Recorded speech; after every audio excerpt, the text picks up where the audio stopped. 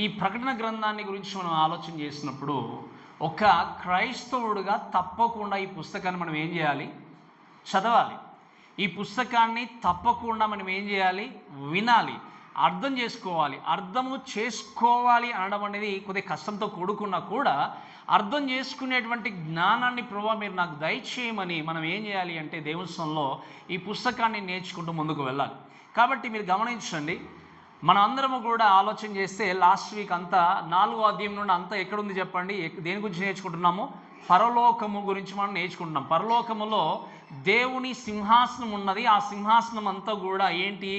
మహిమతో వెలుగుచూ ఉన్నట్టుగా మనం చూస్తాము. అలానే 4 జీవులు అక్కడ దేవుణ్ణి కీర్తిస్తున్నట్టుగా. అంతేకాకుండా ఆ సింహాసనం చుట్టూ ఎవరున్నారు చెప్పండి? ఎవరున్నారు? ఇంకా 24 మంది పెద్దలు ఉండి కూడా వారు కూడా కలిసి దేవుని ఈ యొక్క 4 జీవులైనటువంటి దేవుని దూతలతో దేవుణ్ణి వారు స్తుతించినట్టుగా ఆరాధిస్తున్నట్టుగా మనం చూస్తాం. సో ఇదంతా జరుగుతున్నప్పుడు 5వ అధ్యాయం అంటే మీరు వినండి, 4, 5 అధ్యాయాలు కూడా రెండు ఏంటి అంటే అక్కడ పరలోకంలో జరుగుతున్నటువంటి విషయాలన్నీ కూడా యోహానును దేవుడు ఏం చేస్తాడు? ఆయన దర్శనంలో లేకపోతే విజన్లో తీసుకెళ్ళి అక్కడ ఉన్నటువంటి సీన్ అంతా కూడా చూపిస్తూ ఉన్నాడు. చూపించినప్పుడు మీరు చూడండి, ఈ 5వ అధ్యాయం వచ్చినప్పుడు 4వ అధ్యాయం యొక్క కంటిన్యూషన్. 5వ అధ్యాయానికి వచ్చిన తర్వాత ఇక్కడ ఈరోజు నేను మీతో మాట్లాడాలనుకుంటున్న విషయం ఏంటి అంటే వర్తీ ఈజ్ ద ల్యాంబ్ అంటే ఏంటి? యోగ్యత లేకపోతే యోగ్యత కలిగిన గొర్రెపిల్ల, లేకపోతే మీరు ఆలోచన చేయండి, విలువ కలిగినటువంటి గొర్రెపిల్ల గురించి ఈరోజు నేను మీకు వాక్యాన్ని బోధించడానికి ఇష్టపడతాను. మీరు వినండి, మనం అందరము కూడా మీరు ఆలోచన చేసినప్పుడు సింహాసనం దగ్గర 24 పెద్దలు, అలానే దేవుని యొక్క దూతలైన 4 జీవులు, వీళ్ళందరూ కూడా దేవుణ్ణి స్తుతిస్తూ ముందుకు వెళ్తున్నప్పుడు ఈవెన్ ఆ యొక్క దేవుని యొక్క సింహాసనాన్ని చూసి, మహిమను చూసి ఈ 24 పెద్దలు కూడా తమ కిరీటాలు తీసి అక్కడ పడవేసి దేవుణ్ణి స్తుతించినట్టుగా చూస్తాం. ఇదంతా జరిగిన తర్వాత 5వ అధ్యాయానికి వచ్చేసరికి రాయబడిన మాట ఏంటి అంటే మొదటి వచనం, మరియు లోపటను వెలుపటను వ్రాత కలిగి 7 ముద్రలు గట్టిగా వేసి ఉన్న ఒక గ్రంథము సింహాసనమందు ఆసీనుడై ఉండు వాని కుడి చేత చూచితిని. మరియు కంటిన్యూషన్ ఏమన్నాడు? అక్కడ జరిగిన తర్వాత యోహాను ఏం చూశాడు అంటే అక్కడ లోపటను వెలుపటను వ్రాత కలిగి అక్కడ ఏంటట? 7 ముద్రలు గట్టిగా వేసి ఉన్న ఒక గ్రంథాన్ని చూశాను అని చెప్పి చూస్తున్నాడు అక్కడ. మీరు వినండి, ఆ కాలంలో మనకున్నటువంటి పుస్తకాలు, పెన్నులు లేవు కాబట్టి వాళ్ళు ఏంటి అంటే మీరు చూస్తే పపైరస్ లేకపోతే పర్చ్మెంట్ అంటే ఏంటి? ఆ చెట్ల యొక్క బెరడు పైన రాసేవాళ్ళు, దాన్ని పపైరస్ అంటాము. పర్చ్మెంట్ అంటే ఏంటి అంటే ఎనిమల్ స్కిన్ పైన రాసేవారు. సో మోస్ట్లీ ఏంటి అంటే ఇక్కడ ఎనిమల్ స్కిన్ పైన ఈ యొక్క రాసినటువంటి రాతను ఏం చేశాడు అంటే అక్కడ యోహాను రాసినట్టుగా చూస్తాం. ఇక్కడ వాక్యంలో చూస్తే ఏముంది అంటే లోపటను వెలుపటను వ్రాత కలిగి 7 ముద్రలు గట్టిగా వేసి ఒక గ్రంథము అక్కడ సింహాసనమందు ఆసీనుడైనటువంటి వ్యక్తి యొక్క కుడి చేతిలో నేను చూశానన్నాడు. మీరు వినండి, రోమన్ సామ్రాజ్యంలో కూడా రోమన్ ప్రజలు ఆలోచన చేసినప్పుడు వాళ్ళు కూడా ఏం చేసేవాళ్ళంటే ఏదైనా ఒక సమాచారాన్ని పంపించడానికి వాళ్ళు ముందుకు వెళ్ళినప్పుడు వాళ్ళు ఏం చేసేవాళ్ళంటే ఒక చుట్టలాగా, ఇంకా చెప్పాలంటే గ్రంథము అంటే చుట్ట అంటే మీకు అర్థమవుతుంది. మనం ఏం చేస్తాం? పేపర్ని తీసుకొని ఇలా మనం ఇప్పుడు డిగ్రీస్ లైక్ తీసుకున్నప్పుడు మనకి ఇస్తారు కదా ఒక లైక్ సర్టిఫికేట్ అని చెప్పేసి, ఆ విధంగా చుట్టబడినటువంటి దానిపైన సీల్ వేసి ఏం చేసేవారు? పంపించేవారు. లోపల అసలైనటువంటి మ్యాటర్ ఉండేది, బయట ఆ మ్యాటర్కి సంబంధించినటువంటి కాంటెంట్ కొంచెం రాసి పంపించేవారు. అయితే ఇది పంపింపబడిన తర్వాత ఎవరికైతే పంపబడిందో వారు మాత్రం ఓపెన్ చేయాలి. వేరే వాళ్ళు ఓపెన్ చేయడానికి వారికి అర్హత అనేది లేదు. వేరే వారు ఆ యొక్క సీల్ని, ఆ ముద్రను ఓపెన్ చేయడానికి వీలనేది లేదు. కాబట్టి మీరు వినండి, ఇక్కడ ఉన్నటువంటి ఈ యొక్క గ్రంథము కూడా ఏంటి అంటే మీరు వినండి, 7 ముద్రలు అంటే గట్టిగా వేసి ఉన్న ముద్రలట. ఆ చుట్ట ఉన్నప్పుడు, ఆ యొక్క గ్రంథపు చుట్ట ఉన్నప్పుడు మ్యాటర్ రాసిన తర్వాత మలిచిన తర్వాత ఒక సీల్ వేశారు కట్టి, తర్వాత ఇంకొకటి కట్టి మళ్ళీ సీల్ వేశారు. అలా ఎన్ని ఉన్నాయి చెప్పండి అక్కడ ముద్రలు? 7 ముద్రలు ఉన్నాయంటే దాంట్లో ఉన్న ఇన్ఫర్మేషను అంత ఇంపార్టెంట్ అన్నట్టు. ఒక ముద్ర వేశారు అంటే అర్థం ఏంటి అంటే భద్రత అనేది దానికి ఇచ్చారన్నట్టు. ఆ యొక్క సీల్లో లేకపోతే ఆ సీల్ వేసిన తర్వాత మీరు వినండి, ఆ సీల్ వేసినటువంటి ఆ యొక్క గ్రంథపు చుట్ట అనేది ఎక్కడ ఉంది అంటే ఎవరి దగ్గర ఉంది? అది సింహాసనం అందు ఆసీనుడైనటువంటి వ్యక్తి దగ్గర ఉన్నట్టుగా మనం చూస్తాం. అంటే ఏంటి, ఈ యొక్క 7 ముద్రలు ఉన్నాయి కనుక ఇది చాలా లోతైన విషయాలు, ఇంపార్టెంట్ విషయాలు ఆ యొక్క గ్రంథపు చుట్టలో ఉన్నాయనే విషయాన్ని మనం ఏం చేయాలి, జ్ఞాపకం చేసుకోవాలి. మరి ఇంతకీ దాంట్లో అన్ని 7 ముద్రలు వేయాల్సిన పరిస్థితి ఎందుకు ఏర్పడింది, దాంట్లో ఏమున్నాయి ఇంతకని ఆలోచన చేసినప్పుడు మనం చూస్తే ఏంటంటే, మీరు గమనించండి, ప్రతి క్రైస్తవుడు ఎదురు చూసేటువంటి రోజు అది. మీకు అర్థమవుతుంది కదా, ప్రతి క్రైస్తవుడు ఎదురు చూసేటువంటి రోజు అదేంటి, యేసుక్రీస్తు ఆ యొక్క సీల్స్ని ఓపెన్ చేసే రోజు. ప్రతి విశ్వాసి ఆ యొక్క దినము కొరకు కనిపెట్టుకునేటువంటి రోజు. ఆ సీల్స్లో లేకపోతే ఆ యొక్క గ్రంథపు చుట్టలో ఉన్నటువంటివి ఏంటి అంటే, మనము రక్షింపబడినటువంటి ప్రతి వ్యక్తికి దేవుడు ఇవ్వబోయేటువంటి బహుమానాలు ఏంటి. అంతేకాకుండా మనం వాక్యంలో కనుక ఆలోచించి చూస్తే, లోకములో యేసుక్రీస్తును తిరస్కరించినటువంటి ప్రతి మానవునికి దేవుడు ఇవ్వబోయేటువంటి కఠినమైనటువంటి శిక్షలు కూడా ఆ గ్రంథపు చుట్టలో ఉంచబడి ఉన్నాయి. And we are waiting for it. అంతే కదా, మనం అందరం కూడా ఏం చేస్తున్నాం, ఆ రోజు కొరకు ఎదురు చూస్తున్నాం. మీరు గమనించి ఆలోచన చేస్తే ఏంటి అంటే, ఇటువంటి ఈ పుస్తకాన్ని అంటే ఎంతోమంది లోకంలో క్రీస్తును ఎరగనటువంటి వికెట్ పీపుల్ని తీసుకెళ్ళి ఏ విధంగా దేవుడు భయంకరమైనటువంటి శిక్ష గుండా తీసుకెళ్తాడు అనే విషయాలన్నీ కూడా ఈ గ్రంథపు చుట్టలో రాయబడి ఉన్నాయి. అయితే ఈ స్క్రోల్ చూసిన తర్వాత మీరు వినండి, ద ఫస్ట్ థింగ్ ఏంటి ఆలోచన చేస్తే ఏంటంటే విషయంలో, the search for the worthy one. అంటే ఏంటి, ఈ చుట్ట ఉంది, ఈ గ్రంథపు చుట్ట ఉంది, కానీ రెండవ వచనంలో ఆలోచన చేస్తే మీరు చూడండి, చదవండి దయచేసి, 2వ వచనం చదవండి. మరియు దాని ముద్రలు తీసి ఆ గ్రంథము విప్పుటకు యోగ్యుడైన వాడెవడని బలిష్ఠుడైన ఒక దేవదూత బిగ్గరగా ప్రచురింపగా. సో ఈ యొక్క గ్రంథపు చుట్ట ఉంది, మీరు వినండి. ఫస్ట్ థింగ్ మనం దీని నుండి నేర్చుకునేది ఏంటి అంటే, వీళ్ళు యోగ్యుడైనటువంటి వ్యక్తి గురించి వెతుకుతున్నారు. ఆ గ్రంథపు చుట్ట దేవుని యొక్క చేతిలో ఉంది, కానీ దాన్ని ఓపెన్ చేయడానికి దేవుని యొక్క దూత బిగ్గరగా అరుస్తూ చెప్పిన మాట ఏంటి అంటే, దాని ముద్రలు తీసి ఆ గ్రంథము విప్పుటకు యోగ్యుడైన వాడెవడని బలిష్ఠుడైన ఒక దేవదూత ఏం చేశాడు చెప్పండి, బిగ్గరగా అరుస్తున్నట్టు మనం చూస్తాం. అంటే ఆ యొక్క గ్రంథపు చుట్ట దేవుని చేతిలో ఉంది, కానీ దాన్ని ఓపెన్ చేసేవారు అక్కడ లేరు. ఓపెన్ చేసేవారు లేనప్పుడు దేవుని యొక్క దూత ఏం చేస్తారంటే, గట్టిగా బిగ్గరగా అరవడం ఎందుకు అంటే, అక్కడ ఉన్నటువంటి సమూహం అంతటికి కూడా వినబడే విధంగా ఏం చేస్తాడు దేవుని యొక్క దూత, గట్టిగా బిగ్గరగా అరుస్తూ ఎవరైనా ఈ ముద్రలను ఓపెన్ చేసడానికి యోగ్యత కలిగి ఉన్నారా అని చెప్పి గట్టిగా అరుస్తున్నట్టుగా మనం చూస్తాం. ఒక 2 విషయాలు ప్రత్యేకంగా ఈ దేవుని యొక్క దూత పలికిన విషయాలు చెప్తాను. ఫస్ట్ థింగ్ ఏంటి అంటే, హూ ఈజ్ వర్తీ, యోగ్యుడు ఎవరైనా ఉన్నాడా. మీకు అర్థమైంది కదా, యోగ్యుడు ఎవడైనా అంటే యోగ్యుడైన వాడెవడని అడిగినప్పుడు అంటే ఏంటి, హూ ఈజ్ వర్తీ, ఎవరైనా యోగ్యులు ఇక్కడ ఉన్నారని అడిగినప్పుడు మీరు చూడండి, ఇక్కడ ఆలోచన చేసేది ఏంటి అంటే, మీరు వినండి, యోగ్యత గురించి మాట్లాడినప్పుడు talks about character, it's talks about goodness. మీరు వినండి, సరైనటువంటి యోగ్యత కలిగి, పాపం లేకుండా పవిత్రతను కలిగి, ఇంకా చెప్పాలి అంటే ఈ యొక్క ముద్రలను బ్రేక్ చేసేటువంటి అధికారము కలిగి ఉండడానికి క్వాలిఫై అయ్యే వ్యక్తి కావాలి. మీకు అర్థమవుతుంది కదా, ఆ ముద్రల్ని బ్రేక్ చేయడానికి యోగ్యత కలిగిన వ్యక్తి కావాలి. దేవుని యొక్క దూత అక్కడ చూసినప్పుడు అడుగుతున్న ప్రశ్న ఏంటి అంటే, is there anyone who is worthy to open this seal, ఎవరైనా ఇక్కడ ఉన్నారా ఈ యొక్క సీల్స్ని లేకపోతే ఈ ముద్రల్ని ఓపెన్ చేయడానికి యోగ్యత కలిగి ఉన్న వ్యక్తులు ఎవరైనా ఉన్నారా అని చెప్పి దేవుని యొక్క దూత ఏం చేస్తున్నాడు చెప్పండి, గట్టిగా అరుస్తున్నాడు. అది ఓపెన్ చేయాలి అంటే యోగ్యత ఉండాలి. అంతేకాకుండా ఇంకొక మాట చెప్పాడు చూడండి, అదేవిధంగా 3వ వచనంలో చూస్తే, అయితే పరలోకమందు కానీ భూమి మీద కానీ భూమి క్రింద కానీ ఆ గ్రంథము విప్పుటకైనా చూచుటకైనా ఎవనికి శక్తి. So nobody is able to open the seal. Who is able, ఆయన ఫస్ట్ థింగ్ ఏం చెప్పాడు, హూ ఈజ్ వర్తీ అంటే ఎవరికి యోగ్యత ఉందని ప్రశ్నించాడు దేవుని యొక్క దూత.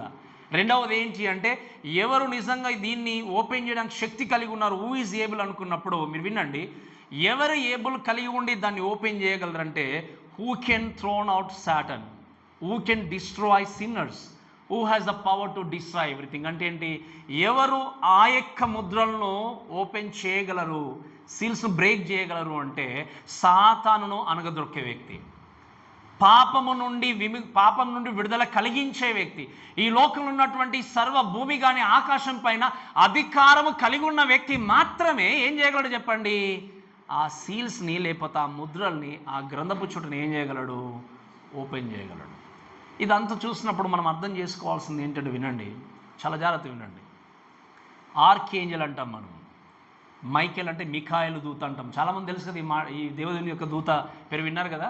మిఖాయేల్ ఏంటి అంటే like is there to fight you know ఎవరు యేసుక్రీస్తు యొక్క ఆ సమూహంలో ఉండి మెయిన్ లీడర్గా, మెయిన్ కైండ్ ఆఫ్ ఆర్కేంజల్గా ఉండి యుద్ధాన్ని జరిగించేటువంటి దేవుని యొక్క దూత ఎవరు అంటే మిఖాయేలు యేసుక్రీస్తు రాబోతున్నటువంటి రాకలో, రెండవ రాకడలో బూరను తీసుకుని ఊదేటువంటి వ్యక్తి కూడా మిఖాయేలు కూడా ఉన్నాడు అక్కడ. బట్ ఆయన వర్తియా? ఆయనకు అర్హత ఉందా? మిఖాయేలు దూతకు అర్హత అనేది లేదు. అక్కడ ఈవెన్ ఈ యొక్క గ్రంథపు చుట్టూని పట్టుకున్నటువంటి బిగ్గరగా అరసి ఎవరైనా యోగ్యులుగా ఉన్న వ్యక్తి ఉన్నారని అలసినటువంటి వ్యక్తి మోస్ట్ ఆఫ్ ద కామెంటరీస్ ఏమంటారంటే గాబ్రియల్ అంటారు. గాబ్రియల్కి అర్హత ఉందా? లేదు. అక్కడ ఉన్నటువంటి 24 పెద్దలు ఉన్నారు, వారికి అర్హత ఉందా?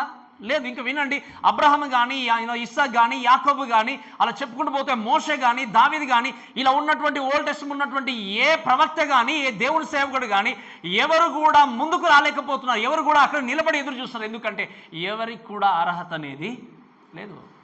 థింక్ అబౌట్ పేతురు కానీ, పౌలు కానీ, కృత నిబంధనలో ఉన్నటువంటి ఏ వ్యక్తి కూడా సాహసించి ఆ యొక్క సీల్స్ని ఓపెన్ చేసే అధికారం ఎవరికి లేదు. ఆ యొక్క దేవుని దూత బిగ్గరగా అరిచి చెప్పినప్పుడు అందరూ కూడా ఏమయ్యారు చెప్పండి? సైలెంట్గా నిలబడిపోయారు. ఎందుకు? No one is worthy. ఎవరికి కూడా యోగ్యత అనేది లేదు. ఈ యోగ్యత లేనటువంటి విషయం చూసినప్పుడు మీరు వినండి, లివ్ ఇన్ సచ్ ఏజ్. మీరు ఆలోచన చేసినప్పుడు మనం ఆలోచన చేస్తే ఏంటి అంటే, people most of the time ఏంటి అంటే, మనందరం కూడా సెల్ఫ్ మేడ్గా బిహేవియర్ని కలిగి ఉండి ముందుకెళ్ళే వ్యక్తులుగా ఉంటాం. అంటే ఈ విషయం నేను ఎందుకు మీరు జ్ఞాపకం చేసేది ఏంటి అంటే, ఒక ఫిలోసఫర్ సైమన్ వేల్ అనే వ్యక్తి ఒక చక్కటి మాట చెప్పాడు. ఆ మాట ఏంటి అంటే, humanism was not wrong in thinking about truth or beauty or liberty, but thinking that man can get them for himself without grace. అంటే మానవుడు ఏం చేయగలడు, ఈ కాలంలో ఏమనుకుంటాడు అంటే, I can do everything with my own ability. అంటే ఏమనుకుంటాడు మనిషి? నేను నాకున్నటువంటి శక్తి ద్వారా, బలము ద్వారా, సంపద ద్వారా, పేరు ప్రఖ్యాతుల ద్వారా నేను ఏదైనా చేయగలను. I can make anything. Because మీరు వినండి, లోకంలో ఏదైనా మార్చగలను, ఏదైనా చేయగలను. నా జీవితంలో నాకు నేనే రాజును, నేను బ్రతికే వ్యక్తిగా ఉన్నాను, జీవించే వ్యక్తిగా ఉన్నాను. I can do anything with my strength అని లోకంలో జీవించే వ్యక్తులు ఎంతోమంది ఉంటారు. ఈవెన్ ఆలోచన చేసినప్పుడు సత్యమైన దేవుడైనా ఏదైనా కూడా నా జీవితంలో డబ్బు ఉంటేనే అన్నీ ఉంటాయి, డబ్బు ఉంటేనే దేవుడు ఉంటారు అనుకుంటే ఆలోచన చేసే జనాంగంలో కూడా ఉన్నాం మనం. ఈ లోకంలో ఎంతోమంది సత్యము కోసము ఆరాటపడడం తప్పు కాదు, కానీ దేవుని కృప లేకుండా సత్యాన్ని మనం కనుగొనలేము. దేవుని కృప లేకుండా మన జీవితాన్ని మన కొరకు మనం జీవింపజేసుకోలేము. దేవుని కృప లేకుండా నీవుగా లోకంలో బ్రతకలేవు. దేవుని యొక్క కృప లేకుండా నీ జీవితాన్ని స్పష్టంగా దేవుని కొరకు నిర్మించుకోలేవు. ఎందుకంటే మీరు వినండి, వాక్యం మనం చూస్తాము కదా, అందరూ త్రోవ తప్పినటువంటి గొర్రెల వాళ్ళు ఉన్నారు. Nobody is righteous. ఎవరు కూడా లోకంలో నీతిమంతుడు కాదు. కానీ మోస్ట్ ఆఫ్ ద పీపుల్ ఏమనుకుంటారు లోకంలో అంటే, నేను ఏదైనా చేయగలను, నాకున్న పేరు ప్రఖ్యాతలు, నాకున్న సంపదతో, నాకున్నటువంటి శక్తితో, బలంతో ఏదైనా చేయగలను అనుకుంటున్నాం. మనకు తెలుసు, ఇప్పుడు మనం జ్ఞాపకం చేసుకున్నాం, మనకు రీసెంట్గా తెలుసు, కరోనా వచ్చింది. నీ బలం ఎక్కడ వెళ్ళిపోయింది? నీ సంపద ఎక్కడ వెళ్ళిపోయింది? నీకున్నటువంటి పేరు ప్రఖ్యాతలు, నువ్వు నిజంగా ఈ వ్యక్తి నాకు సహాయం చేసే వ్యక్తి అనుకున్న వ్యక్తి నీకు దూరంగా ఉన్నాడు. నీ సంపద నీ దగ్గర ఉన్నా కూడా, నీ చుట్టూ ఉన్నా కూడా, నీ ఇంట్లో ఉన్నా కూడా, నీ సంపద నీకు ఆరోగ్యాన్ని ఇవ్వలేకపోయింది. నీకున్నటువంటి బంధువులు నీ దగ్గరికి రాలేకపోయారు. నీ జీవితంలో అన్నీ కలిగి ఉన్నా కూడా ఏది కూడా నీ జీవితాన్ని అటువంటి భయంకరమైన సిచ్యువేషన్ బయటకు తీసుకొని రాలేకపోయింది. ఈరోజు మానవుడు ఎన్నో విధాలుగా I can do everything with my own ability అనుకుంటున్నాడు. కానీ వినండి, దేవుడు లేకుండా మనం ఒక్క అడుగు కూడా ముందుకు వెళ్ళలేము. దేవుని సెలవు లేకుండా మన శ్వాస కూడా మనం ఏం చెప్పండి తీసుకోలేము. అందుకే నేను చెప్పాను మీకు చాలా క్రితం, ఆడమ్ని దేవుడు క్రియేట్ చేసిన తర్వాత వెంటనే మానవుడిగా ఆయన లేచి నడిచి వెళ్ళిపోలేదు. ఏం చేశాడు చెప్పండి? దేవుడు ఆయన నాసిక రంధ్రంలోనికి జీవ ఆయువు ఊదాడంటే ఆయన పెట్టిన ఆ ఊపిరి ఎవరిది చెప్పండి? అంటే నేనేం చెప్పాను మీకు గుర్తుందా? మనము తీసుకునేటువంటి శ్వాసలో, మనం పీల్చుకున్నా వదిలేసే ప్రతి శ్వాసలో ఇది దేవుని శ్వాసను గుర్తుపెట్టుకోవాలి.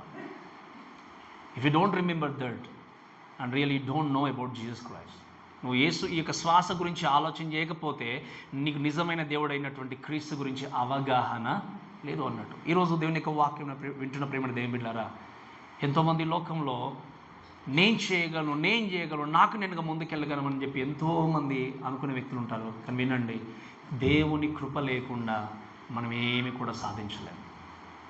దేవుని కృప లేకుండా మనం ఏమి కూడా లోకంలో ముందుకి వెళ్ళాము. ఈ లోకంలో నువ్వు ఎన్నైనా పేరు ప్రఖ్యాతులు సంపాదించుకోవచ్చు, ఎన్నైనా సంపాదించుకుంటూ ముందుకు వెళ్ళొచ్చు. బట్ ఈ పరలోక రాజ్యంలో మనం నేర్చుకునేటువంటి పరలోక రాజ్యంలో నిలబడాలి అంటే నీ సంపద నీకు అక్కడికి రాదు, నీ పేరు ప్రఖ్యాతులు నీకు అక్కడికి రావు, నీవు కలిగి ఉన్నటువంటి ఉద్యోగాలు నీకు అక్కడికి రావు, నీ బంధువర్గం నేను పరలోక రాజ్యము తీసుకెళ్ళలేదు. You need Jesus, you need is help. అందుకే వాక్యంలో ఏముంది, మనము విశ్వాసము ద్వారా కృపచేతనే రక్షింపబడి ఉన్నాము. Nothing is there to boast all self. నాకు నేనుగా మీకు మీరుగా నన్ను చాలా గొప్పవాడిని అని చెప్పుకోవడానికి ఏం లేదు. వీఆర్ నథింగ్, మన లోపల ఏం లేదు. అప్పుడు ఇక్కడ మీరు వినండి, ఈ విషయాన్ని ఈ విధంగా ఆలోచన చేసినప్పుడు మీరు చూస్తే we can not open the book ourselves. కాబట్టి మన జీవితంలో మనము ఈ పుస్తకాన్ని ఏ మాత్రం కూడా ఓపెన్ చేయడానికి వీలనేది లేదు. ఇటువంటి సిచ్యువేషన్లో ఇక్కడ దేవుని యొక్క దూత బిగ్గరగా ప్రకటించినప్పుడు నెక్స్ట్ వర్స్ చదవండి, చూడండి దయచేసి. వర్స్ 3 చదవండి.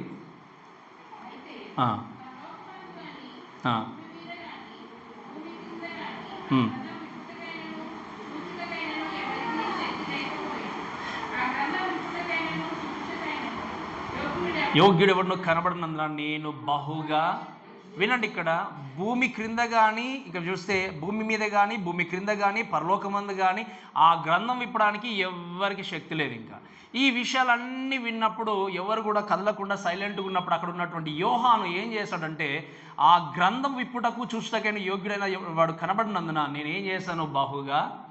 So I was weeping. ఎందుకు? అది ఓపెన్ చేసేవారు ఎవరు కూడా తనకి కనబడి, దేవుడు తీసుకెళ్ళాడు, ఆయన పరలోక రాజ్యానికి చూపిస్తున్నాడు ఆ యొక్క దర్శనాన్ని. అక్కడ ఆ విషయాల్ని, ఆ చుట్ట ఉంది, గ్రంథం చుట్ట ఉంది దేవుని చేతిలో, కానీ ఓపెన్ చేసే అధికారం ఎవరు కూడా లేదు. మీరు వినండి, ఎందుకు ఏడ్చాడంటారు చెప్పండి. ఈయన ఎందుకు ఏడ్చాడు? పరలోకంలో ఏడ్పును ఉండదని మనం చదువుకుంటాం కదా, మరి ఈయన ఎందుకు ఏడ్చినట్టు ఉంది చెప్పండి వాక్యంలో. ఉన్నారు కదా, అందరు నాతో ఉన్నారు కదా. పరలోకానికి వెళ్ళిన తర్వాత ఏడవడం అనేది ఉంటుందా ఉండదా చెప్పండి? ఉండదు. బట్ ఈయన ఏం చేశాడు, ఆ గ్రంథపు చుట్ట చూసినప్పుడు ఎవరు కూడా ఓపెన్ చేయనప్పుడు ఈయన ఏం చేస్తున్నాడు?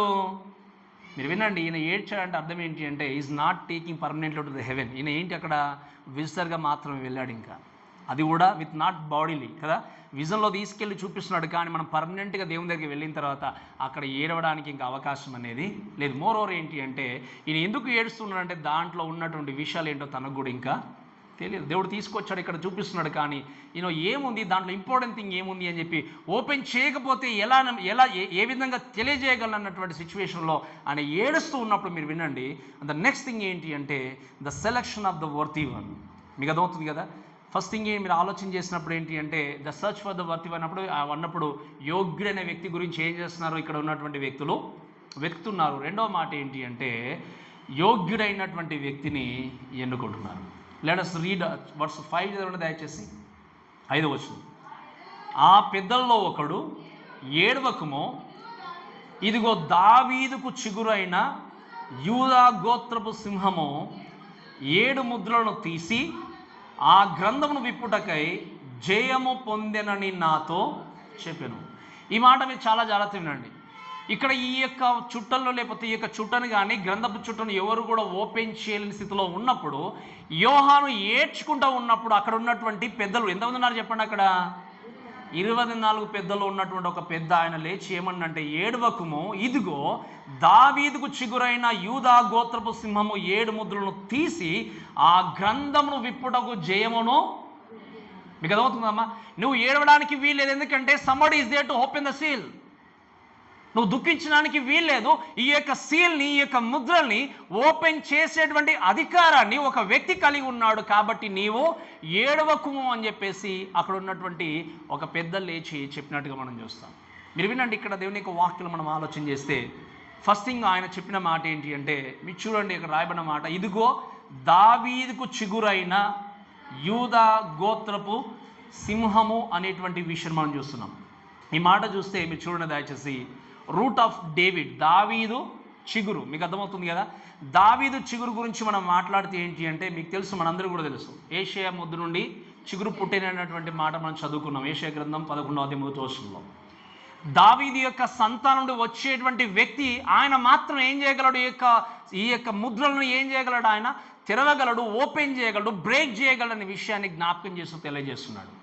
దావీదు యొక్క చిగురు అనే విషయం చూస్తే ఏంటి అంటే, is the royal family chosen of God chosen to rule. అంటే ఏంటి, దావీదు సంతానముడు వచ్చినటువంటి వ్యక్తి ఏం చేయగలడు, ఈ యొక్క ముద్రలని ఓపెన్ చేయగలడు, తెరవగలడు. దావీదు సంతానముడు వచ్చినటువంటి వ్యక్తి ఏం చేయగలడు, మీరు వినండి, ప్రపంచమును ఆయన పరిపాలన చేయగలడు. అందుకే దేవుడు ప్రామిస్ చేసినప్పుడు దావీదుతో, మీరు వినండి, అన్కండిషనల్ ప్రామిస్ అంటాం మనం, షరతులు లేకుండా దేవుడు ప్రామిస్ చేసినప్పుడు చెప్పాడు, నీ సింహాసనం నుండి వచ్చే వ్యక్తి నిరంతరం కూడా ఏం చేస్తాడు చెప్పండి, వెళ్తాడు. మీరు వినండి, ఆయన దావీదు ఉన్నాడు, మాట విన్నాడు, సొలొమోను వచ్చాడు, అందరు చనిపోయి లోకంలో ముగించుకుని వెళ్ళిపోయినా తన సింహాసనాన్ని నిరంతరం ఏలేటువంటి వ్యక్తి వచ్చాడు. ఎవరు చెప్పండి, ఆయన యేసుక్రీస్తు. యేసుక్రీస్తు లోకానికి వచ్చినప్పుడు మనం ఆలోచన చేస్తే ఏంటి అంటే, ఇంకొక మాట రాయబడిన విషయం ఏంటి అంటే, ఆయన చిగురైనటువంటి యూదా గోత్రపు సింహము. యూదా గోత్రపు సింహము అనే విషయం చూసినప్పుడు దయచేసి ఒక మాట చదవండి, మీకు చాలా క్లారిటీ వస్తుంది.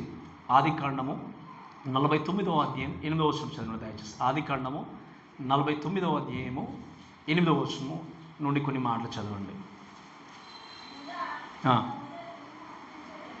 చదవండి.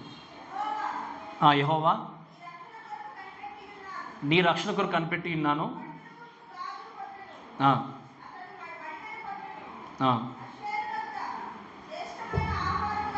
49వ అధ్యాయము 8వ వచనం అదేనా?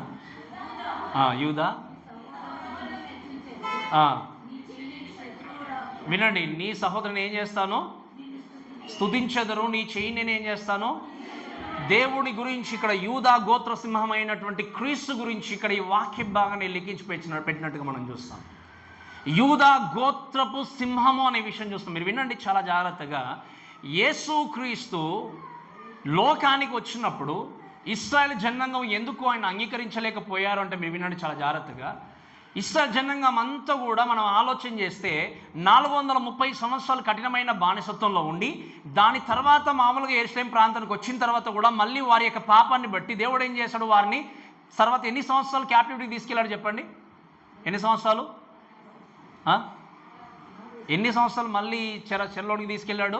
బబులోని చెరలోనికి 70 సంవత్సరంలో మళ్ళీ ఏం చేశాడు దేవుడు, చెరలోనికి తీసుకెళ్ళిన తర్వాత ఇటువంటి కఠినమైన పరిస్థితుల్లో గుండా ఉన్నప్పుడు దేవుని యొక్క వాక్యం రాయబడిన మాట ఏంటి అంటే, యూదా గోత్రపు సింహమైనటువంటి ఆ యొక్క వ్యక్తి ఏం చేస్తాడు, మమ్మల్ని ఈ కఠినమైనటువంటి బానిసత్వం నుండి విడిపించి మాకు విడుదల కలిగిస్తాడు. అంటే ఏ విధంగా వస్తాడు ఆయన?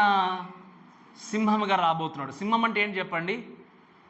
It's has a power and strength to rule the Animal Kingdom. అంతే కదా, సింహం ఏంటి చెప్పండి? ఎనిమల్ కింగ్డాన్ని రూల్ చేసే అధికారం కలిగి ఉండేది. అలానే యూదా గోత్రపు సింహంగా వచ్చేటువంటి క్రీస్తు ఏం చేస్తాడు, లోకాన్ని ఆయన పరిపాలించబోతాడు, మాకు విడుదల కలిగిస్తాడు, మా జీవితానికి వెలుగునిస్తాడని ఎదురు చూస్తాడు. కానీ యేసుక్రీస్తు ఎలా వచ్చాడు చెప్పండి? లయన్గా వచ్చాడా, గొర్రెపిల్లలాగా వచ్చాడా? గొర్రెపిల్లలాగా వచ్చాడు.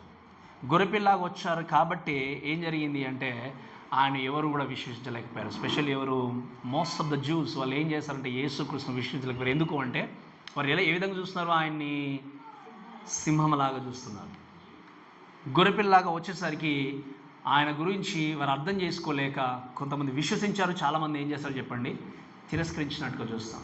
ప్రేమణ దేవునిలో దయచేసి మీరు అర్థం చేసుకోండి ఒక మాట. ల్యాంబ్ అనే విషయం అంటే దేవుని యొక్క వాక్యంలో చూస్తే, మీరు చూస్తే దేవుని యొక్క వాక్యంలో యూదా గోత్రపు సింహము 7 ముద్రలను తీసి ఆ గ్రంథం విప్పుటకై జయము పొందెనని ఏం రాయబడి చెప్పండి వాక్యంలో ఉన్నట్టుగా చూస్తాం. జయము పొందినటువంటి వాడు ఉన్నాడని నాతో చెప్పాను అనే విషయం చూస్తాం. అంటే ఈ వ్యక్తి మాత్రమే ఈ సీల్స్ను ఓపెన్ చేయడానికి అధికారాన్ని కలిగిన వ్యక్తి. సో యేసుక్రీస్తు కొదమ సింహంగా రాలేకపోయినా 6లో చూసిన రాయబడిన మాట ఏంటి అంటే, మరి ఆ సింహాసనమునకు 4 జీవులకును పెద్దలకును మధ్యను వధింపబడినట్ల గొర్రె పిల్ల నిలిచి ఉండుట చూచుతుంది. ఈ మాట మీరు వినండి, చాలా జాగ్రత్తగా దయచేసి ఆలోచన చేసేది ఏంటి అంటే, ఈ వాక్య భాగాన్ని మనం చూసినప్పుడు చాలా జాగ్రత్తగా కొదమ సింహంలాగా వచ్చేసి ప్రపంచాన్ని రూల్ చేస్తాడని చెప్పి వీళ్ళందరూ నమ్ముతూ ఉన్నారు. కానీ దేవుడు మౌనంగా ఉన్నటువంటి ఒక గొర్రెపిల్లలాగా వచ్చినప్పుడు ఏం చేశారు చెప్పండి? అనేకులు ఆయన ప్రేమించారు. కొంతమంది యూదులు తిరస్కరించారు, కొద్దిమంది నమ్ముకున్నారు. ఇలా ముందుకు వెళ్ళిన తర్వాత ఆయన ప్రేమామయుడు అనే విషయాన్ని చూస్తూ చాలామంది అదే స్థితిలో బ్రతికేవారు ఉంటారు. కానీ మీరు అర్థం చేసుకోండి, ఆయన ప్రేమించే దేవుడుగా ఉన్నా కూడా దాని వెనకాల ఉండేటువంటి గుణలక్షణాన్ని బట్టి కొదమసింహంగా లోకానికి రాబోతున్న విషయాన్ని చాలామంది మర్చిపోతారు. ఇది అర్థం చేయించడానికి ఒక చిన్న మాట చెప్తాను, వినండి. ఒకసారి ఒక కాలేజ్లో, అంటే ఒక కాలేజీలో ఉన్నప్పుడు, కాలేజీలో like not college sir, school, చిన్న టీనేజ్ వయసులో ఉన్నటువంటి పిల్లల స్కూల్ దగ్గర ఉన్నప్పుడు ఆ యొక్క స్కూల్ పరిసర ప్రాంతంలో ఒక ఆయన పెట్రోలింగ్ చేస్తున్నాడు, ఒక పోలీస్ ఆఫీసర్. ఆయన చాలా ప్రేమ గలవాడట. ఎంత ప్రేమ అంటే చిన్నపిల్లలైనా ఎవరినైనా మృదు స్వభావం కలిగి ఎవరితో కూడా ఏమాత్రం కూడా హార్ష్గా ప్రవర్తించే వ్యక్తి కాదు. చాలా కరుణను కలిగిన వ్యక్తి, జాలి కలిగిన వ్యక్తి. అటువంటి వ్యక్తి ఎవరిని కూడా నొప్పించేవాడు కాదు. అయితే ఆ వ్యక్తి ఒకరోజు పెట్రోలింగ్ చేసుకుంటూ వెళ్తూ ఉంటే కొంతమంది అబ్బాయిలు ఒక చిన్న అమ్మాయిని, టీనేజ్ అమ్మాయిని ఏం చేస్తారంటే కొంచెం ఆమెను హేళన చేస్తూ మాట్లాడినప్పుడు ఈయన ఉండి అలా చేయకూడదు అని చెప్పేసి పోలీస్ ఆఫీసర్ ఏం చేశాడు, ఆ అబ్బాయిల్ని కొంచెం బెదిరించినప్పుడు అనకూడదని తను ఉన్నటువంటి సాఫ్ట్ వాయిస్తో చెప్పినప్పుడు ఆ యొక్క అబ్బాయిలు ఉన్నటువంటి ఒక అబ్బాయి ఏం చేశాడంటే ఈ పోలీస్ ఆఫీసర్ మీదకి మళ్ళీ నువ్వు నన్ను అంటావా అని చెప్పేసి ఆ అమ్మాయిని కొంచెం తోసేసిన నెక్స్ట్ మూమెంట్లోనే ఈ పోలీస్ ఆఫీసర్ అబ్బాయిని తీసి కిందికి నేల మీద పడుకోబెట్టి ఆయన ఏం చేశాడు, సంఖ్యలు వేసి తీసుకెళ్ళట. మీరు వినండి, ఎంత స్వాభావికంగా ఉన్నాడు పోలీస్ ఆఫీసర్ అప్పటి వరకు, చాలా మృదు స్వభావి. బట్ విత్ ఇన్ ఎ సెకండ్లో ఏం జరిగింది, ఒక సింహంలాగా బయటకు వచ్చేసి ఏం చేశాడు, ఆ వ్యక్తిని తీసుకెళ్ళిపోయాడు. ఈరోజు మీరు అనుకోవచ్చు యేసుక్రీస్తు చాలా ప్రేమగల దేవుడు అండి, మనం ఏది చేసినా ఒప్పుకుంటాడు ఆయన. నువ్వు పాపం చేయు, దేవుని తిట్టు, దేవుని కొరకు ఏ విధంగా బ్రతుకు, ఏం చేస్తాడు దేవుడు, ప్రేమమయ్యాడు కదా, అన్నీ ఓర్చుకుంటాడండి ఆయన. With in a span of seconds, in the minutes he will change. Maybe you think and today మీరు అనుకోవచ్చు ల్యాంబ్ లాగానో గొర్రెపిల్లలాగానో ఉన్నాడని మీరు ఆలోచన చేస్తారు. ఇంకా కానీ మీరు వినండి, ఈరోజు ఇక్కడ ఈ ముద్రను ఓపెన్ చేసేటువంటి క్రీస్తు గొర్రెపిల్ల స్వభావాన్ని కలిగి ఉండే దేవుడు కాదు. నువ్వు చేసినటువంటి ప్రతి పాపాన్ని బట్టి శిక్షించే దేవుడు ఆయన.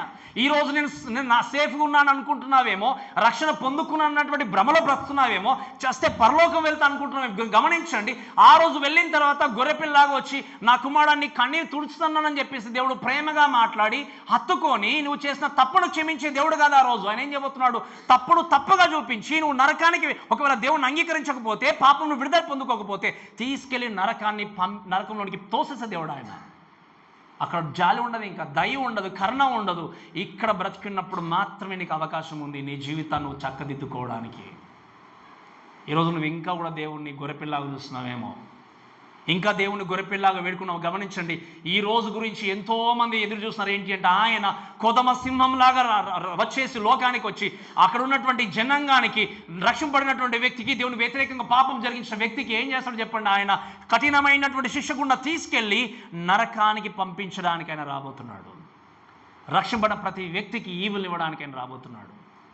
ఈరోజు నా దేవుడు ప్రేమించే దేవుడు, జాలి కలిగిన దేవుడు, ఏది చేసినా దేవుడు చాలా మంచోడు అండి. మనుషులు అంటే కోపగించుకుంటారు కానీ దేవుడు మాత్రము కోపగించుకోలేండి అని చెప్పి నువ్వు ఇంకా అనుకుంటున్నావేమో. మీరు వినండి, Christ was so loving and so kind to the people, but his gentleness has tremendous power. అది మర్చిపోకూడదు. మనం అనుకుంటాం ప్రేమ కలిగిన దేవుడు, జాలి కలిగిన దేవుడు అనుకుంటాం, కానీ ఆయన స్వభావం వెనక, మృదు స్వభావం వెనక అత్యధికమైన శక్తి ఉందనే విషయాన్ని మర్చిపోకూడదు. మీరు వినండి, ఆయన స్వాభావికంగా ఉన్న దేవుడు, ప్రేమ కలిగిన దేవుడు, ఆయనకి ఈ లోకంలో బ్రతికినప్పుడు కూడా ఎంతోమందిని బాగు చేసిన దేవుడు, ఈవెన్ పేతురు నీళ్ళపైన నడవడానికి కూడా సహాయం చేసిన దేవుడు, అత్యధికమైన శక్తిని కలిగి నడిచేటువంటి దేవుడు ఆయన. మీరు అనుకోవచ్చు, మీరు ఎప్పుడు కూడా మనం చాలా మట్టుకు ఏంటి అంటే ఈ స్వాభావికమైనటువంటి విషయాన్ని మాత్రమే చూసే వ్యక్తులు ఉంటారు. అందుకే దేవుని యొక్క వాక్యం మనం చూస్తే మీరు చాలా జాగ్రత్తగా గమనించండి. ఆయన యొక్క శక్తి గురించి మాట్లాడినప్పుడు, ఆయన గురించి మాట్లాడినప్పుడు one day the anger or maybe the judgement will pour out all the earth అనే విషయం మనం తప్పకుండా గమనిస్తాం. ఈ మాట మీకు అర్థం కావాలంటే చూడండి ఒకసారి లూకా సువార్త 19:45 చదవండి దయచేసి. లూకా సువార్త 19:45 చదవండి దయచేసి.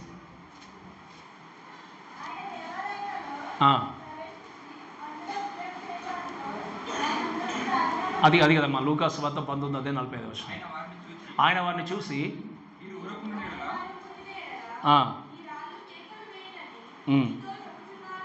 ఓకే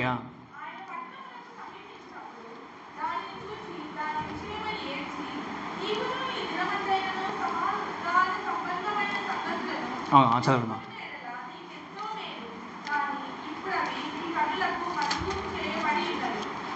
ఇక్కడ దయచేసి గమనించండి. 19 లూకా సువార్త 19:45 ఆయన దేవాలయంలో ప్రవేశించి అందులో విక్రయము చేయవారితో నా మందిరము ప్రార్థన మందిరము అని రాయబడినది, అయితే మీరు దాన్ని ఏం చేశారు, దొంగల గుహగా చేసిద్దరని చెప్పి వారిని ఏం చేశాడు, వెళ్ళగొట్టనారంభించెను అని దేవుని యొక్క వాక్యలు చూస్తాం. మీరు వినండి, ఈయన ప్రేమామయుడుగానే చూస్తారు జనులందరూ కూడా బ్రతికినప్పుడు, జాలిగలిగిన దేవుడుగానే చూస్తారు అక్కడ ఉన్నటువంటి జనులందరూ కూడా. కానీ అక్కడ ఉన్నటువంటి జనాంగము యేసుక్రీస్తు ఇంత కోపముతో దేవాలయంలోనికి వచ్చి ఇటువంటి కోపాన్ని ప్రదర్శిస్తారని చెప్పి ఎక్స్పెక్ట్ చేశారంటారా? చేశారంటారా? చెప్పండి. ఎందుకు కోపగించుకున్నాడు దేవుడు? ఎందుకు చెప్పండి? దేవుని ఆలయమును దేవుని మందిరాన్ని ఏం చేశారు వాళ్ళు? దొంగల గుహ చేశారు. అందుకే నేను చాలాసార్లు చెప్పాను, వినండి. మనము దేవుణ్ణి ప్రేమామయుడిగా చూసినంతకాలం ఓకే బాగానే ఉంటుంది, కానీ ఆయన పాపమును అసహించుకునే దేవుడు. ఆయన హృదయపూర్వకంగా ఆరాధించకపోతే, ఆయన మందిరాన్ని కానీ ఆయన సంఘాన్ని కానీ పాడు చేస్తే ఊరుకునే దేవుడు కాదనే విషయం మీరు స్పష్టంగా తిరగాలి. ఆయన ఎప్పుడు కోపలేదు. మీరు చూడండి, ఎప్పుడు కోపలేదు, చాలా మౌనంగానే ఉన్నాడు. ఎప్పుడు కోపడ్డాడు ఆయన? ఎప్పుడు కోపడ్డాడు చెప్పండి? సంఘమును, దేవాలయాన్ని పాడు చేసి. అందుకే మీరు గమనించండి, ఈరోజు ఉన్నటువంటి ఎన్నో సంఘాల గురించి మనం మాట్లాడినప్పుడు ది థింక్ ఏంటి అంటే, సంఘం అనేది ఒక బిజినెస్ సెంటర్ లాగా అయిపోతుంది చాలామందికి. నేను మళ్ళీ జ్ఞాపకం చేస్తున్నాను, ఎందుకంటే రిమెంబర్, ఇక్కడైనా కనీసం బుద్ధి తెచ్చుకొని దేవుని కొరకు సిద్ధపడాలి. ఎందుకంటే ఎప్పుడు మనం మరణిస్తామో తెలియదు. అందుకే I just wanted to warn this from this word. మీరు దయచేసి వినండి చాలా జాగ్రత్తగా. సంఘము అనేది ఒక వ్యాపార స్థలం కాదు. సంఘం అనేది నన్ను నేను బోస్ట్ చేసుకోవడానికి కాదు, మిమ్మల్ని బోస్ట్. ఇక నేను లేకపోతే ఇక సంఘాలే లేవు లోకం. నేను లేకపోతే అసలు ఆదివారం ఎవరు రారండి. నేను లేకపోతే సంఘం నడవడం నేను మీరు గుర్తు తెచ్చుకుంటే డైరెక్ట్ తీసుకుని నరకం వేసేస్తాడు మిమ్మల్ని. నేనున్నా లేకపోయినా, మీరున్నా లేకపోయినా, ఇది దేవుని సంఘం. ఈ సంఘాలను ఏంటి చెప్పండి? ప్రపంచంలో ఉన్నాయని ఏంటి చెప్పండి? అవి దేవుని సంఘాలు. ఈ సంఘానికి దేవుడు మళ్ళీ పెట్టినప్పుడు, ముందుకు నడిపిస్తున్నప్పుడు మనల్ని మనం బోస్ చేసుకొని గర్వించి ముందుకు వెళ్ళడానికి లేదు. ఎందుకు అంటే ఆయన సంఘాన్ని దేవుడు ఎప్పుడు కూడా పరిశుద్ధంగా పవిత్రంగా ఉంచాలని దేవుడు కోరుకుంటున్నాడు. ఈరోజు నిన్ను బట్టి ఒకరు నువ్వు విరవిగి ముందుకు వెళ్తే దేవుడు అంటాడు, నువ్వు వెళ్ళిపోయి ఇంకొకరిని నియమిస్తా అంటాడు. ఈ సంఘము అనేది, ఈ సంఘాల లోకంలో నేనైనా మీరైనా ఒక కాలం వచ్చినప్పుడు అందరం మరణించి వెళ్ళిపోవాల్సిందే. మనం ఎల్లకాలం ఉంటామని చెప్పండి. ఇక్కడ ఓన్లీ ఒక రోజు వచ్చింది అంటే అందరం కూడా మూటెములు సర్దుకొని ఏం చేయాలి? అది కూడా తీసుకెళ్ళాం. మనం మూట కూడా తీసుకెళ్ళాం. మనం తీసుకెళ్ళేది ఏంటో తెలుసా? మనం చేసినటువంటి మంచి క్రియలు, చెడ్డ క్రియలు మాత్రమే. ఈరోజు ఈ విషయాలు ఎంతోమంది తెలుసుకోకుండా ఈ లోకంలో ఇంకా కూడా పరిగెత్తుతూ అందుకే మన కళ్ళ ముందు ఎంతోమంది హతసాక్షిగా మారిపోతున్నారు. కానీ ఒక ప్రక్కనేమో ఈ లోకంలో మేము పర్మనెంట్గా బ్రతుకుతామని చెప్పేసి ఈ లోకంలోనే గుడారాలు కట్టుకుంటూ లోకంలోనే సంపాదన మీద కాన్సన్ట్రేట్ చేసే వ్యక్తులు ఇంకొంతమంది ఉన్నారు. మీరు వినండి, ఇటువంటి వ్యక్తులు కాదు మనం చూడాల్సింది. అటువంటి వ్యక్తులు ఎవరు దేవుని కొరకు ప్రాణాలు అర్పించి జీవిస్తున్నారు. దేవుని కొరకు జీవించడమో, దేవుని కొరకు మరణించడమో, దేవుని కొరకు నీ జీవితాన్ని కొనసాగించడం అనేది ఆ దేవుడు నీకు ఇచ్చిన ఆధిక్యత. కాబట్టి మీరు వినండి, అందుకే దేవుని యొక్క వాక్యం చూస్తే మనం మరణించినా క్రీస్తు కోసమే బ్రతకాల్సిన వారమై ఉన్నాం. ఈరోజు మీరు వినండి, మీరు అనుకున్నంత నెమ్మదిగా కరుణించే దేవుడు కాదు. పరలోకంలోనికి వెళ్ళే టైంలో దేవుని గురించి ఆలోచన చేస్తున్నప్పుడు రాబోతున్నటువంటి క్రీస్తు అంత నెమ్మదిగా, అంత కరుణ చూపించే దేవుడు కాదు. లోకానికి రాబోతున్న క్రీస్తు is going to come to judge the world. ఈ లోకంలోనికి ఆయన తీర్పు తీర్చడానికి రాబోతున్నాడు. ఒకవేళ ఇంకా నువ్వు బుద్ధి తెచ్చుకొని నీ జీవితాన్ని చక్కదిద్దుకోకపోతే, నీ బ్రతుకును మార్చుకోకపోతే, నేను మరలా చెప్తున్నాను, ఈ మాట చెప్పడానికి నేను బ్రతుకుంటానో తెలియదు, వినడానికి మీరుంటారో తెలియదు. గుర్తుపెట్టుకోండి, ఆ రోజు మనం అరిచినా ఏది చేసినా రిమెంబర్, గుర్తుపెట్టుకోండి, 24 పెద్దలు ఏం చేశారు? తమ కిరీటాలు పక్కన పడేసి ఎవరైనా యోగ్యుడు ఉన్నారని చెప్పినప్పుడు ఎవ్వరు కూడా ముందుకు వెళ్ళడానికి సాహసించలేదు. ఎందుకంటే nobody is worthy and we are not worthy. అందుకే వాక్యంలో ఒక మాట ఉంది, గర్వము చేత మన హృదయం నింపబడినప్పుడు, గర్వము నింపబడిన తర్వాత ఉజ్జయ గురించి మాట్లాడినప్పుడు, సరే మన దేవుని యొక్క వాక్యాన్ని చూస్తే గర్వము చేత హృదయం ఏమైపోయిందట, చెడుతనం కలిగి ముందుకెళ్ళినట్టుగా చూస్తాం. ఒకవేళ గర్వముతో నీ జీవితం నింపబడితే నెక్స్ట్ స్టెప్ ఏంటో తెలుసా? చెడుతనము దేవుడికి ఇష్టమైంది కాదు. వాక్యంలో ఒక మాట ఉంది, చెడుతనమును విడిచిపెట్టి దేవుణ్ణి ఏం చేయాలి? మనము ప్రేమించాలి. చెడుతనము కలిగి ఉండి దేవుని మనం ఆరాధించలేము. చెడుతనను కలిగి ఉండి పాపమును కొనసాగిస్తూ పాపము కొరకు బ్రతుకు లోకంలో దేవుని మనం ఆరాధించలేము. అందుకే దేవుడు చక్కగా చెప్పిన మాట ఏంటి అంటే, మీరు వినండి, ఈజ్ అ ల్యాంబ్ ఆఫ్ వాక్యం చూస్తే ఈ మెన్షన్ యాజ్ అ ల్యాంబ్ అంటే గొర్రెపిల్లలాగా మెన్షన్ చేయబడి, వాక్యం ఇంకా మాట ఏంటి అంటే వధింపబడినటువంటి గొర్రెపిల్ల. ఎటువంటి గొర్రెపిల్ల చెప్పండి? ఎవరి కోసం వధింపబడ్డాడు ఆయన? ఈ గొర్రెపిల్ల గురించి మాట్లాడినప్పుడు పస్కా పండగ సీజన్లో మనకు తెలుసు పస్కా పండగ. ఈ గొర్రెపిల్ల గురించి చూస్తే కలంకము లేనటువంటి గొర్రెపిల్లను సెలెక్ట్ చేయాలి. ఎటువంటిదని చెప్పండి? కలంకం లేనటువంటి, అంటే ఏమాత్రం రోగం కానీ ఏది లేకుండా చక్కగా ఆరోగ్యంగా ఉన్నటువంటి గొర్రెపిల్లను, చాలా చిన్న పిల్లను సెలెక్ట్ చేసి వాళ్ళు ఏం చేస్తారంటే ఫ్యామిలీతో 4 రోజులు ఉంచుకుంటారు. ఎన్ని రోజులు చెప్పండి? 4 days ఫ్యామిలీతో ఉంచుకున్నప్పుడు ఆ ఫ్యామిలీలో ఇంకా పిల్లలతో కూడా అది ఏమవుతుందంటే మమేకం అయిపోతుంది. ఒక పెట్ పెట్ ల్యాంబ్ లాగా అయిపోతుంది. అంటే ఏంటి, చక్కగా వాళ్ళు ఏం చేస్తుంటే పెంచుకున్నటువంటి ఈ యొక్క గొర్రెపిల్లలాగా వారు ఆడుకున్నప్పుడు, మీరు వినండి, 4వ రోజు తర్వాత ఎంత ఘోరంగా దాన్ని తీసుకెళ్ళి ఏం చేస్తారు చెప్పండి? వధిస్తారు. యేసుక్రీస్తు కూడా ఒక 4 రోజులాగా ఆడుకున్నట్టుగా ప్రజల మధ్యకు వచ్చారు. కానీ దేవుడు ఏం చేస్తారు చెప్పండి? ప్రజలు ఆయన్ని శిలువ మీద వేశారు. వధింపబడిన గొర్రెపిల్ల, ఆయన వధింపబడిన గొర్రెపిల్లగా లోకానికి ఆయన రావట్లేదు. ఎలా వస్తున్నాడు చెప్పండి? ఆయన కొదమ సింహంలాగా లోకానికి రాబోతున్నాడు. అందుకే ల్యాంబ్ అనే విషయం చూస్తే పాత నిబంధనలో 2 సందర్భాలు రాయబడింది. ఇంకా కృత నిబంధనకు వచ్చిన తర్వాత ప్రకటన గ్రంథం కాకుండా మిగతా పుస్తకాల్లో 4 సార్లు మాత్రం రాయబడింది.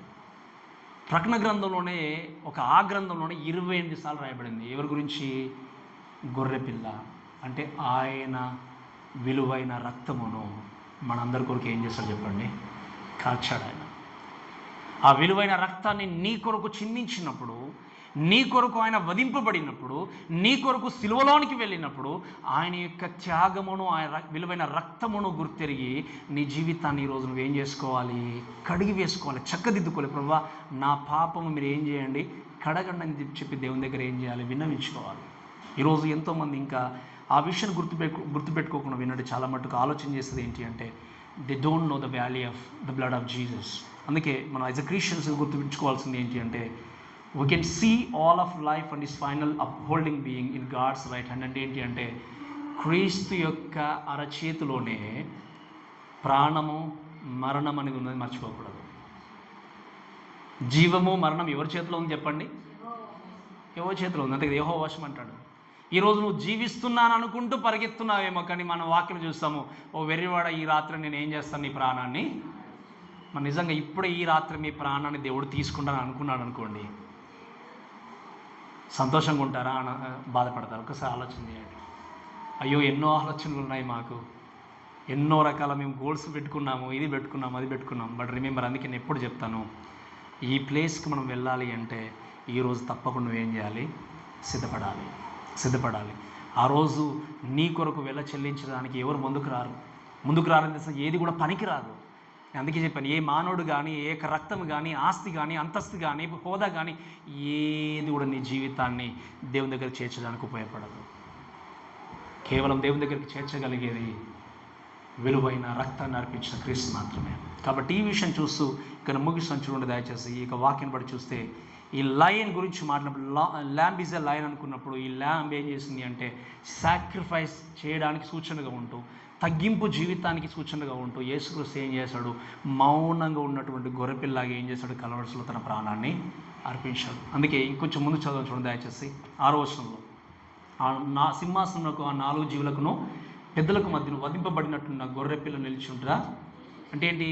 ఎవరు ఓపెన్ చేస్తారో అనుకున్నప్పుడు అక్కడ ఉన్నటువంటి పెద్ద చెప్పాడు, ఒక వ్యక్తి తప్పకుండా ఈ యొక్క సీన్ ఓపెన్ చేస్తాడు అనుకున్నప్పుడు అక్కడ సీన్లోనికి గొర్రెపిల్ల వచ్చినట్టుగా చూస్తాం. వచ్చిన తర్వాత వాక్యం ఏముంది అంటే ఆ గొర్రెపిల్లకు 7 కొమ్ములను 7 కన్నుల గురించి చూస్తాం. ఈ 7 కొమ్ముల గురించి మాట్లాడినప్పుడు ఏంటి అంటే he has a perfect power, అంటే ఏంటి, సంపూర్ణమైనటువంటి శక్తిని కలిగినటువంటి దేవుడు. వీ నో అబౌట్ ఆల్ 7 కానీ, లైక్ 3 కానీ, ఇంకా చెప్పాలంటే 4 కానీ, 10 కానీ, ఈ యొక్క వర్డ్స్ గురించి చూసినప్పుడు ఏంటి అంటే 7 అనేది సంపూర్ణతకి, పరిపూర్ణతకి సూచన. సో ఆ యొక్క 7 కొమ్ములను ఆలోచన చేసినప్పుడు ఆయన పర్ఫెక్ట్ పవర్ను కలిగి ఉండి, సంపూర్ణమైనటువంటి పరిపూర్ణమైనటువంటి శక్తిని కలిగినటువంటి దేవుడుగా ఉండి, ఆ సీల్స్ని, ఆ ముద్రలను ఓపెన్ చేయడానికి ఆయన శక్తిమంతుడు ఉన్నాడు. ఆయన తప్ప ఎవరు కూడా ఆ యొక్క ముద్రల్ని ఓపెన్ చేసే వ్యక్తి లేరు. అంతేకాకుండా 7 ఐస్ అనుకున్నప్పుడు మీరు చూడండి, 7 కన్నులు అనుకున్నప్పుడు ఆ 7 కన్నులు ఏంటి అంటే దేవుడు సమస్తాన్ని చూసే దేవుడు. ఆయనకు కనుమరుగైంది ఏది కూడా లేదు. ఇక్కడ ఉన్నా, ఇంట్లో ఉన్నా, ఎక్కడ ఉన్నా, ఏ అరణ్యానికి పారిపోయినా, మీరు ఎక్కడ ఉన్నా కూడా ఆయన చూడనటువంటి ప్రదేశం ఎక్కడ లేదు. అందుకే దావీదు అంటాడు కదా, ప్రభా మీ దగ్గర నేను ఎక్కడ వెళ్ళదును, ఒకవేళ ఆకాశానికి రెక్కలు కట్టుకుని ఎగిరిపోయినా కూడా మీరు అక్కడ ఉన్నారు. ఈవెన్ నేను పాతాళానికి వెళ్ళిపోయినా కూడా మీరు అక్కడ ఉన్నారు. నేను ఎక్కడికి వెళ్ళాలి ప్రభు అని ఆయన ప్రార్థన చేస్తాడు. ఎక్కడికి వెళ్ళి దేవుణ్ణి దాక్కోవడానికి, పారిపోవడానికి అవకాశం లేదు. ఎందుకంటే ఈజ్ ఎవ్రీవేర్. ఆయనకు అన్నీ తెలుసు, ఆయన అంతటా ఉన్న వ్యక్తి కాబట్టి ఆయన సమస్తాన్ని తేటగా స్పష్టంగా చూస్తున్నటువంటి వ్యక్తి. ఇంకా 7 స్పిరిట్స్ అంటే 7 ఆత్మల గురించి మనం చూసినప్పుడు, మనం ఫస్ట్ చాప్టర్ 1లో తర్వాత మనం నేర్చుకుంటూ వచ్చాము ఏంటి అంటే పరిశుద్ధాత్మ దేవుని యొక్క ఈ యొక్క 7 రకములైనటువంటి పరిచయలను కలిగి ఉన్నటువంటి విషయాన్ని మనం స్పష్టంగా దేవుని యొక్క వాక్యలో చూస్తాం. కాబట్టి ఈ విషయాన్ని గుర్తుపెట్టుకుంటూ దయచేసి మీరు వినండి. అండ్ లాస్ట్లీ 7లో రాయబడిన మాట ఏంటి అంటే ఆయన వచ్చి సింహాసనమునందు ఆసీనుడై ఉండు అని కుడి చేతులు ఉండి ఆ గ్రంథం ఏం చేశాడు, తీసుకున్నట్టుగా మనం దేవుని యొక్క వాక్యం చూస్తున్నాం. కాబట్టి ఈరోజు ఈ మాటలు వింటున్న దేవుని బిడ్డలుగా అక్కడ ఉన్నటువంటి అంతమందిగా అక్కడ ఉన్నారు, కానీ ఎవరు కూడా వచ్చి ఆ యొక్క చుట్టను గ్రంథాన్ని తీసుకొని దాన్ని ఓపెన్ చేసే అధికారం ఎవరికి లేదు. ఎవరు కూడా సాహసించలేకపోయారు. అటువంటి స్థితిలో ఉన్నప్పుడు మీరు వినండి, ఈయన పరిపూర్ణమైనటువంటి సంపూర్ణమైనటువంటి శక్తిని కలిగి ఆయన ముందుకు వచ్చి ఏం చేస్తాడు చెప్పండి, దేవుని చేతిలో ఉన్నటువంటి గ్రంథపు చుట్టను తీసుకున్నట్టుగా దేవుని యొక్క వాక్యం చూస్తుంటున్నాం.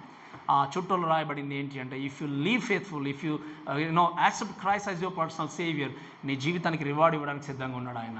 నువ్వు ఆయన నమ్మకపోతే నరకానికి పంపించడానికి సిద్ధంగా ఉన్నాడు. He has authority to destroy you, he has authority to build you. నిర్మించడానికి ఆయనకి అధికారం ఉంది, నేను నాశనం చేయడానికి కూడా, నశింపజేయడానికి కూడా దేవుడికి అధికారం. అందుకే చెప్పాను, నీ జీవము నీ మరణం ఎవరి వశంలో చెప్పండి, దేవుడి వశంలో.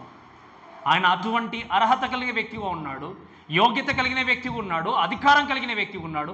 ఈరోజు నేను ప్రశ్నించేది ఏంటి అంటే అటువంటి అధికారం కలిగినటువంటి వ్యక్తికి నీ జీవితాన్ని సమర్పించుకున్నారా? మీ జీవితాన్ని సమర్పించుకోకపోతే దయచేసి వినండి, nobody can save you from this sinful world except Jesus Christ. యేసు క్రీస్తు తప్ప మీ జీవితాన్ని, మీ పాపం నుండి మీ బ్రతుకును మార్చి పరలోకానికి తీసుకెళ్లే వ్యక్తి ఎవరు కూడా లేరు. అందుకే వినండి, ఆ రోజు అక్కడికి వెళ్ళిన తర్వాత కూడా ఎన్ని రకాల ప్రయత్నం చేసినా ఓపెన్ చేసే అధికారం ఒక క్రీస్తుకు తప్ప ఎవరికి లేదు. ఈరోజు మీరు అనుకోవచ్చు, నా యొక్క మంచితనము దేవుడు ఖచ్చితంగా మంచితనాన్ని బట్టి మార్కులు వేస్తాడేమో అనుకోవచ్చు. వాక్యం ఏముంది, దేవుని యొక్క వాక్యం ఏమో రాయబడి చెప్పండి, మీ యొక్క మంచి క్రియలు ఏమన్నది వాక్యంలో, మురికి గుడ్డలు. ఈరోజు నేను అందరికంటే మంచివాన్ని, అందరికంటే ప్రేమ చూపించే వ్యక్తిని, అందరికంటే సహాయం చేసే వ్యక్తిని, సహనాన్ని కలిగిన వ్యక్తిని నేను ఎన్నైనా చెప్పుకోవచ్చు. ఏది చేసినా కూడా నీ హృదయంలో క్రీస్తు జన్మించకపోతే నువ్వు నరకానికి వెళ్ళాల్సిందే. ఆ రోజు తప్పించే నాదుడు ఎవరు లేరు. ఈ ప్రకటన గ్రంథం నుండి మనం దేవుని యొక్క వాక్యం నేర్చుకుంటున్నప్పుడు ఆ రోజు అక్కడికి వెళ్ళిన తర్వాత కూడా ఇక్కడ ఈరోజు యేసుక్రీస్తుని తప్పించుకున్నా, నాకు దేవుడు అవసరం లేదు, దేవుడు ఉన్నాడని చెప్తున్నారులే, ఆయన నిజంగా వస్తాడా రాదని నువ్వు ఒకవేళ అవాయిడ్ చేసినా, నువ్వు దేవుని అంగీకరించకపోయినా ఒకరోజు అందరూ కూడా వెళ్ళి నిలబాల్సింది ఎవరి దగ్గర చెప్పండి, అదే క్రీస్తు దగ్గర. అన్యుడైనా క్రైస్తవుడైనా వెళ్ళి నిలబడాల్సింది ఆయన దగ్గర. ఆయన దగ్గర నిలబడకుండా ఏ వ్యక్తి కూడా తమ గమ్యస్థానానికి చేరుకోలేరు, హెల్ ఆర్ హెవెన్. ఈ 2 ప్లేస్లకు వెళ్ళాలని మొట్టమొదటి ఎవరి దగ్గరికి వెళ్ళాలి చెప్పండి, క్రీస్తు సింహాసనం దగ్గర నిలబడాల్సిందే. అందుకే ఈరోజు మరొక్కసారి వాక్యాన్ని బట్టి దయచేసి మీరు పరీక్షించుకుంటూ ఒక్కసారి దయచేసి మనం ముందుకు సాగుదాం. ఈ హ్యాజ్ ఎ అథారిటీ, ఈ హ్యాజ్ ఎ పవర్. ఆయనకు అథారిటీ ఉంది, అధికారం ఉంది, శక్తి ఉంది. ఆయన శక్తి కలిగిన దేవుడు కాబట్టే ఆ యొక్క ముద్రను ఓపెన్ చేసే అధికారం ఉంది. ఈరోజు నీ జీవితాన్ని ఆయన నలుగొట్టగలడు, నీ జీవితాన్ని బాగు చేయగలడు, నీ జీవితాన్ని సరిచేయగలడు, నీ బ్రతుకును మార్చి నీ ఆత్మను విడిపించి పరలోక రాజ్యానికి తీసుకెళ్లే శక్తిమంతుడు కూడా ఆయనే. ఒకసారి ఇంకా నాకు చాలా సమయం ఉంది అనుకుంటూ దయచేసి మీరు పోస్ట్పోన్ చేస్తున్నారేమో. పర్లేదులే, వాక్యం వింటున్నాంలే, మళ్ళీ నెక్స్ట్ వీక్ కూడా వింటాంలే అనుకుంటున్నామేమో. మన ప్రాణము, మన జీవితము మన చేతుల్లో లేదు. మన ప్రాణము, మన జీవితము మన ప్రభు చేతిలో ఉంది. ఆ ప్రభు చేతిలో మన జీవితాన్ని పెట్టి సమర్పించుకుని, ప్రభువా ఈ బ్రతికినంత కొద్ది కాలం నేను ఒకవేళ కొద్ది కాలం బ్రతుకుతానేమో, ఈ బ్రతికే కొద్ది కాలం కూడా మీకు మహిమకరంగా, సత్యాన్ని సరిగా గుర్తెరిగిన వ్యక్తిగా మీ మహిమ కొరకు నా జీవితాన్ని నిలబెట్టండి ప్రభువా అని మీరు ప్రార్థన చేస్తే మిమ్మల్ని త్రోసివేసే దేవుడు కాదు ఆయన. మిమ్మల్ని బయటకు వెళ్ళగొట్టే దేవుడు ఆయన కాదు. మీకు అర్హత లేదని దూరం పెట్టే దేవుడు కాదు ఆయన. ఎవరు దేవుడిని అడిగినా, ఎవరు దేవుడి దగ్గరకు వచ్చి వేడుకున్నా కూడా is always ready to accept your, is always ready to receive you. ఆయన ఎదురు చూస్తున్నాడు. ఖచ్చితంగా దేవుని దగ్గరకు వచ్చి మీ పాపాన్ని, మీ బ్రతుకును మార్చుకుని ఒప్పుకుంటే ఆయన ఖచ్చితంగా మార్చగలడు. ఎందుకంటే ఆయన సర్వశక్తి మంతి కలిగినటువంటి దేవుడు ఆయన కాబట్టి అటువంటి జీవితాన్ని మనం గుర్తిరిగి దేవుని స్థలంలో నమ్మకంగా ఆయన కొరకు బ్రతుకుతూ ముందుకు సాగుసారి మనం మాయపడతాం. కాబట్టి ఈ మాటలు మన దేవుడు దీవించి ఆశీర్వదించును గాక. ఆమేన్.